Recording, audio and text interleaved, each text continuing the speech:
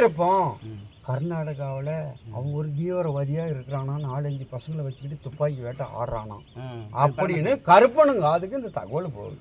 கருப்பனுங்க அதுக்கு போச்சா, இவனுது பரமசிவனது பெரிய அரசாங்கம் தமிழ்நாடு. அந்த ஆற்று ஓரங்கிறவங்கலாம் எல்லாத்தையும் டேய் எவன் சாராயம் காசினாலும் எல்லாம் பட்டை சாராயம் அப்போ எல்லாம் அதிகமாக காய்ச்சிக்கிட்டு எல்லாம் குடிக்க வேண்டியவங்க. நீ போய் சாராயம் காய்ச்சினா அவனுக்கு 1 லிட்டர் சாராயத்தை கொடுத்துடணும். இல்லைன்னா சட்டிப்பானை தாங்காது ஊடே தாங்காத அளவுக்கே ஒரு அராஜகம் பண்ணுறாள். அவன் 2 குண்டிக்காரன் பரமசிவன் 5 கிலோ கறி வெட்டினாலும் அதுலேயே தின்னுபிட்டு தான் ஒரே இடத்துல எழுந்திரிக்கணும். எதை பண்ணாலும் அவன் சவரினா அவனாண்ட போய் கெட்ட உட்காரக்கூடாது. எதை கொடுத்தாலும் அவங்ககிட்ட 1 லிட்டர் 2 லிட்டர் சாராயத்தை வச்சிட வேண்டியது.